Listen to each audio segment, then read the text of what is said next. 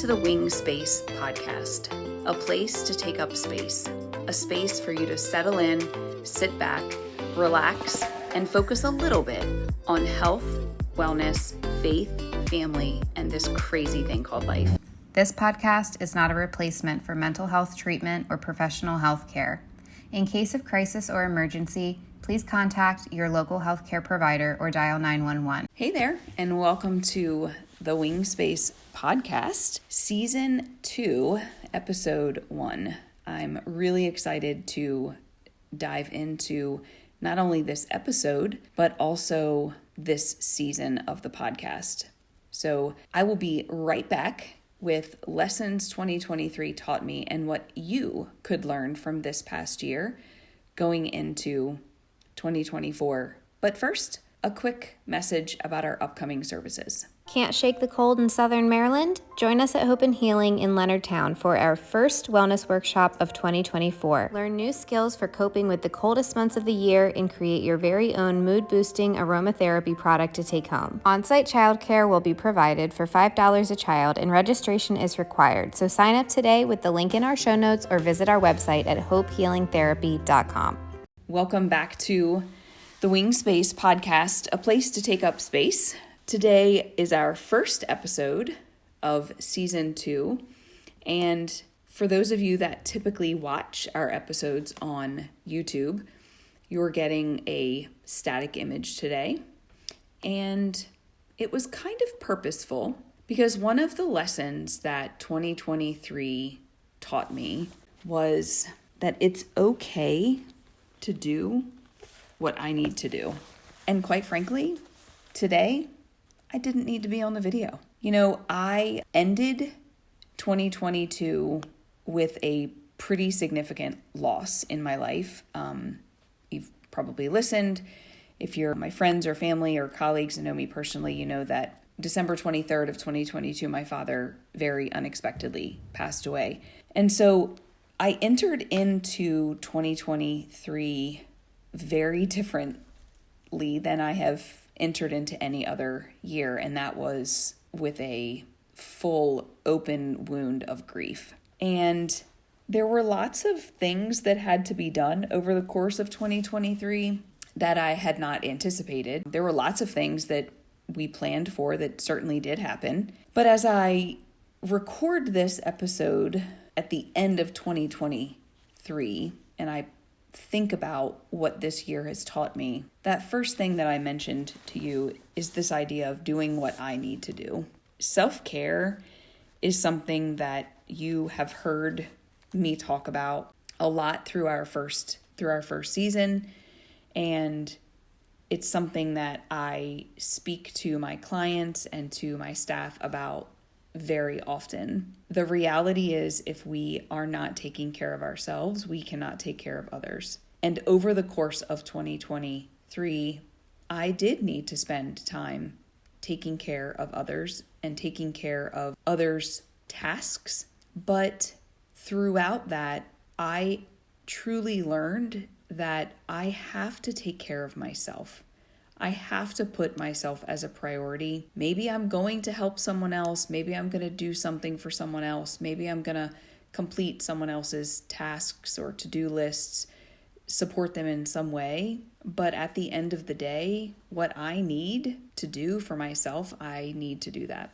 So lesson number 1 is it's okay to do what you need to do for yourself. And with that, lesson number 2 is that I have learned that it's okay to say no. And I think I didn't necessarily feel about the word no the way that I do now. And that is, in order to take care of myself, sometimes I have to say no. Sometimes I have to say, I don't have the time for that. One of the things I've said very often over the course of this past year is that I don't have the capacity for that. Because if we say to someone simply no, then they might be turned off by that. They might think we're rude, who knows. But really, when I say I don't have the capacity for something, it means that it's either time or energy or desire, and I don't have to explain it. I can simply say, no, I don't have the capacity for that right now.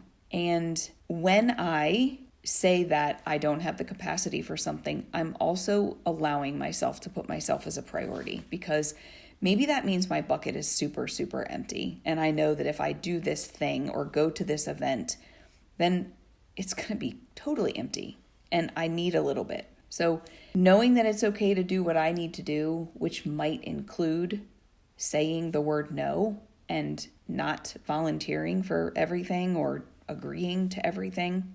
And I think the third thing that I have learned this year is that life truly is precious and completely and totally unpredictable, and it ends whether we want it to or not, which means we have to enjoy the people that are around us. We have to say the I love yous. We have to take the pictures.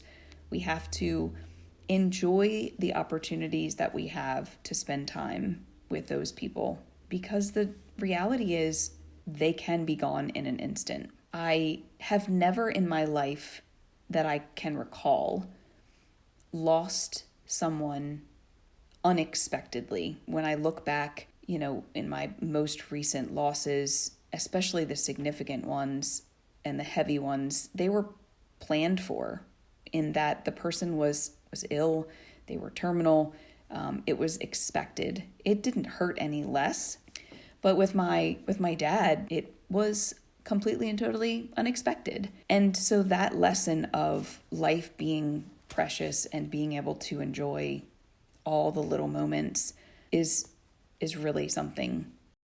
I think the last thing that I'll say in terms of lessons that I've learned is that when things are going well, there's a certain circle of people that tend to be around us. But when we're hurting, when we're stressed, grieving, whatever it is, when things aren't going well, sometimes that circle of people is different.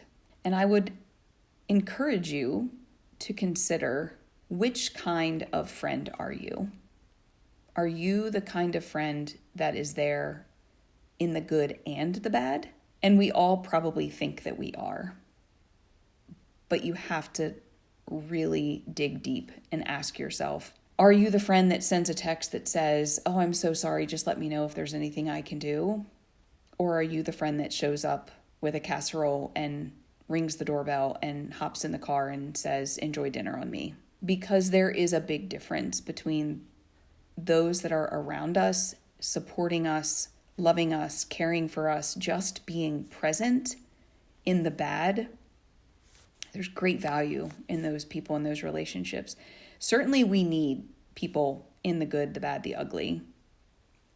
But I've learned that those circles are different when I didn't necessarily think that they were. And so going into 2024, I want to make sure that I can be the person in the circle when things are not good for those around me that I love and care for. And I would ask you to consider that as well. Towards the end of episode 1, we talked about, ending out one year and preparing for the next. I would ask you to consider, what did you learn from 2023? And the things that I mentioned today are a little heavy and quite personal. And maybe you have some of those similar things that you would share. It doesn't have to be deep and, as I mentioned, very personal things. But, it could be that you really don't like a certain routine or food or sport or activity that the family's always done and you just don't like it. So let's change the routine. Let's change the tradition. But how can you go from this year to the next, recognizing the lessons that you learned, and then entering this new year with different behaviors, outlooks, opinions, habits, routines as a result of the lessons that we learned? Because we can say, "Oh, I learned a lesson there," but learning lessons means that we learn something and make change as a result of what we've learned. Because if we don't make a change, then did we really learn something? Or are we just going to continue to do the same thing over and over again? So I didn't have any notes written down for this podcast, and I think it was purposeful because really I sat down to record this episode really pondering how I wanted to present it to you. And I knew that I could write some notes and I could follow along with some ideas, but I just wanted to speak to you from my heart because it's okay to do what I want to do.